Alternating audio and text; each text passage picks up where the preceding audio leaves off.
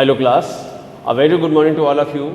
Class 7th NCERT Mathematics, we were discussing chapter number 11, Parameter and Areas. Okay, in the series, today we are going to discuss exercise 11.3. Okay, so 1 to 10 questions we have already discussed. 11 questions. Today we are going to discuss question number 12. Okay, so my dear students, pay attention. Question number 12 is saying the circumference of a circle is 31.4 centimetre. एक circle का circumference दिया हुआ है कितना 31.4 centimetre. Find the radius and the area of the circle. बहुत आसान question है. This is a very interesting and simple question. Right है. देखिए गिवन क्या है आपको, सर्कमफ्रेंस ऑफ द सर्कल. तो लिखेंगे सर्कमफ्रेंस ऑफ द सर्कल.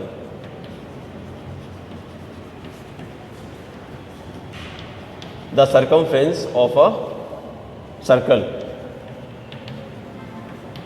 कितना गिवन है बेटा 31.4 सेंटीमीटर. ओके, और आपको मैंने सर्कमफ्रेंस ऑफ सर्कल का फॉर्मूला बताया था. ठीक है, याद है आप लोगों को कि आप भूल गए? सर्कमफ्रेंस ऑफ सर्कल होता है बेटा 2 पाई r. क्या होता है 2 पाई r. सर्कमफ्रेंस तो मालूम है ना सभी को. सर्कमफ्रेंस क्या होता है? सर्कमफ्रेंस अगर सर्कल का बात करें तो सर्कमफ्रेंस मतलब होता है कि किसी भी एक पॉइंट से ऐसी डिस्टेंस जो पूरे सर्कल पर चली जाए, है ना. यानी कि यहाँ से अगर मान लिया चलना स्टार्ट किया है तो पूरे सर्कल पर जब हम इतना यहाँ से यहाँ तक की डिस्टेंस कवर कर लेंगे तो जो डिस्टेंस चली जाएगी वो इसका सर्कमफ्रेंस कहलाएगी. राइट है. तो सर्कमफ्रेंस ऑफ सर्कल में एक डिस्टेंस आती है. ओके, जैसे यहाँ पर दिया हुआ है 31.4 सेंटीमीटर. राइट, तो ये हो गई एक डिस्टेंस. तो ये सर्कमफ्रेंस ऑफ द सर्कल दिया हुआ है. इसका फाइंड करना है आपको रेडियस. क्या फाइंड करेंगे?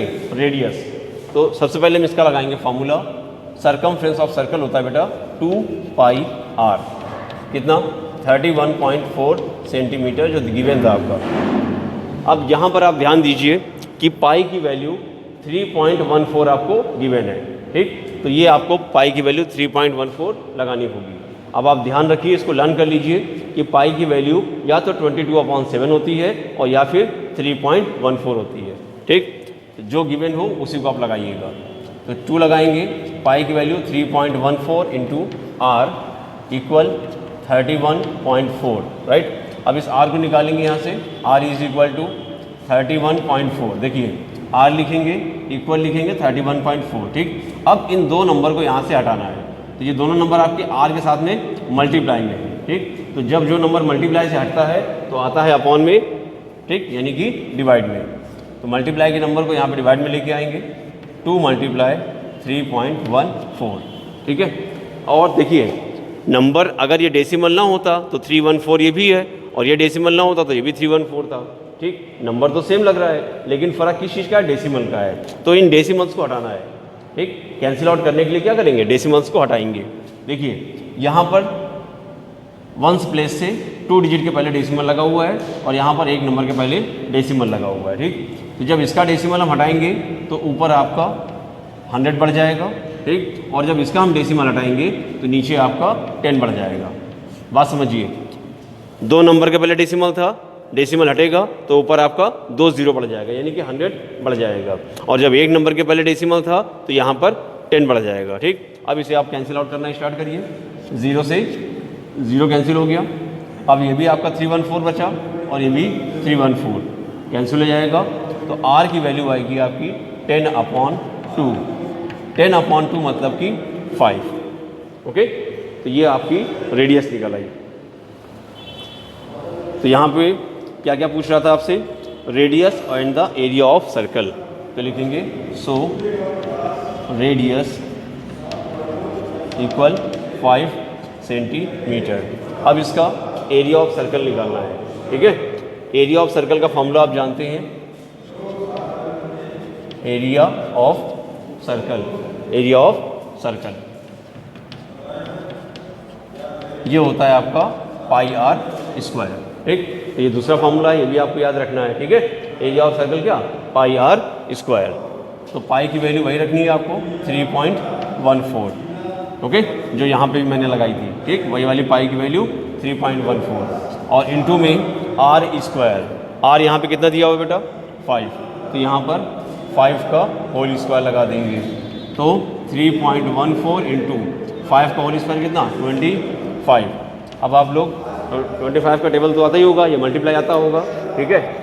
तो 3.14 में 25 से मल्टीप्लाई करा देंगे तो यहाँ पर आपका आंसर आ जाएगा, ठीक। और जो आंसर आए उसमें 2 नंबर के पहले डेसिमल लगाना मत भूलिएगा, ठीक। और एक बात और, जो एरिया निकल के आएगा वो सेंटीमीटर स्क्वायर में निकल के आएगा।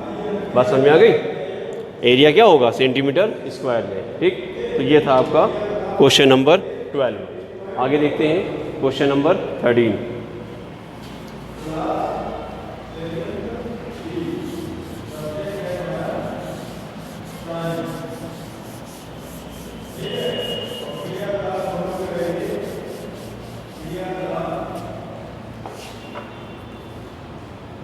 Question number 13। क्वेश्चन नंबर 13 बोल रहा है बेटा, a circular flower bed is surrounded by a path 4 metre wide. एक सर्कुलर फ्लावर बेड है, यानी कि सर्कल के आकार का फ्लावर बेड, यानी कि फूलों की क्यारी है, ठीक। उसमें चारों तरफ एक रास्ता है 4 मीटर वाइड, यानी कि 4 मीटर चौड़ा उसका एक रास्ता है। फिगर बनाते हैं इसका। एक है आपका फ्लावर बेड, ठीक है। अब इसके चारों तरफ 4 मीटर्स का रास्ता है, पथ है, ठीक। इस टाइप का कुछ फिगर बता रहा है, ठीक है। तो ये है आपका फ्लावर बेड, फ्लावर बेड, ठीक है। और ये आपका 4 मीटर का पथ है, ठीक है। क्या है ये 4 मीटर का पथ। बात समझ में आ गई? अ circular flower bed, a circular flower bed is surrounded by a path 4 meter wide. The diameter of the flower bed is 66 मीटर। ये जो डायमीटर दिया हुआ है इसका फ्लावर बेड का, वो दिया हुआ है 66 मीटर। डायमीटर हम लोग जानते हैं बेटा, वो लाइन होती है जो सेंटर से होकर जाती है और सरकमफ्रेंस के दोनों सिरों को टच करती है, ठीक है। और ये रेडियस का डबल भी होती है, राइट है। तो ये दिया हुआ है आपको 66 मीटर, ओके। तो यहीं से हम स्टार्टिंग करेंगे क्वेश्चन की। क्वेश्चन क्या पूछ रहा है, what is the area of this पथ। इस पथ का एरिया क्या होगा। देखिए क्या करेंगे, सबसे पहले हम इस अंदर का जो फ्लावर बेड है इसका एरिया निकालेंगे, और उसके बाद इस फ्लावर बेड के समेत जो रास्ता है उसका एरिया निकालेंगे, ठीक। मतलब रास्ते का और फ्लावर बेड का दोनों का एरिया, ठीक। अब उसके बाद पूरे एरिया में से इस फ्लावर बेड का एरिया माइनस कर देंगे तो पथ का एरिया निकल आएगा। तो इतना हमारे दिमाग में होना चाहिए कि हमें करना क्या है, ठीक। यानी कि पूरे एरिया में से इस फ्लावर बेड का एरिया माइनस करना है, ठीक। तो लिखेंगे एरिया या diameter of flower bed. Question number है आपका ये 13।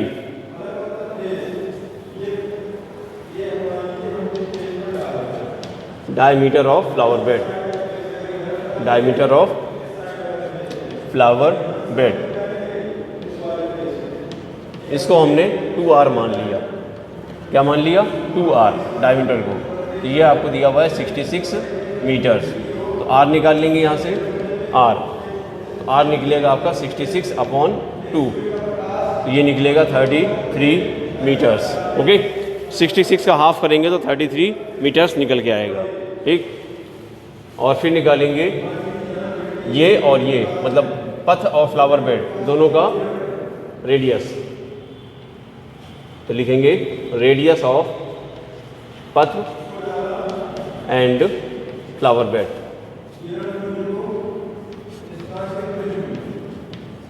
पथ एंड फ्लावर बेड, उन दोनों का रेडियस, इसको हम मान लेंगे कैपिटल R। तो ये कितना निकलेगा बेटा? ये निकला है 33 और ये है कितना 4। 33 + 4 कितना 37 मीटर्स, ठीक है।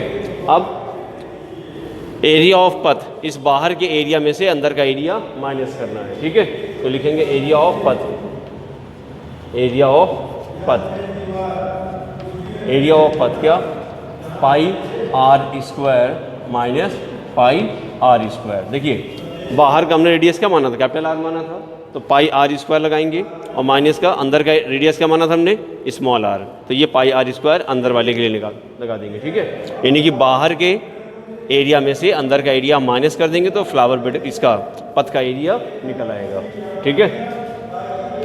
इन दोनों से पाई कॉमन ले लीजिए, दोनों में पाई है, पाई बाहर निकाल लिया तो बचेगा r square minus r square. ठीक है, तो पाई की वैल्यू इसमें गिवन है 3.14। r कितना दिया हुआ इसका बेटा 37, तो 37 का होल स्क्वायर माइनस 33 का होल स्क्वायर। ओके, 37 का होल स्क्वायर कितना होता है, आपको नहीं आता तो आप मल्टीप्लाई कर लीजिए इसका बेटा। 3.14 में मल्टीप्लाई कराएंगे 37 का होल स्क्वायर। देखिए 37 का मल्टीप्लाई करेंगे 37 से, ठीक, या ऐसे आप होल स्क्वायर निकाल सकते हैं 37 का होल स्क्वायर। कैसे, देखिए 7 का होल स्क्वायर 49 का 9 यानी कितना लगा 4, 7 से 21, 21 टू ज़ा 42, 42 और 4 46, 6 यानी कितना लग गया 4, 3 का होल स्क्वायर 9, 10, 11, 12, 13, 1369। तो यहाँ पर आ जाएगा 1369 माइनस 33 का होल स्क्वायर, सिर्फ इसी तरीके से निकालेंगे 33 का होल स्क्वायर कितना, 3 का होल स्क्वायर 9, 3 3 9, 9 2 18, 18 का 8 करे लगा 1, 3 3 9 1 10, 1089, 1089 इसमें से माइनस कर देंगे। ठीक, तो 3.14 रहेगा और मल्टीप्लाई में इसमें से ये माइनस कर देंगे बेटा। तो 9 माइनस 9 कितना 0, 6 में से 8 माइनस करना है तो कैरी ले लेंगे 16 में से 8 माइनस करेंगे 8 बचेगा, यहाँ पर आपका आ जाएगा 2। ठीक है, अब इन दोनों नंबर्स का आप मल्टीप्लाई करा देंगे। ओके, दोनों नंबर्स का मल्टीप्लाई करा देंगे और 2 नंबर के पहले पॉइंट लगा देंगे तो आपका आंसर यहाँ पर निकल आएगा मीटर स्क्वायर में। ठीक, तो ये हो गया इसका क्वेश्चन नंबर 13 का solution. Okay, that's all for today. Thank you for watching this video.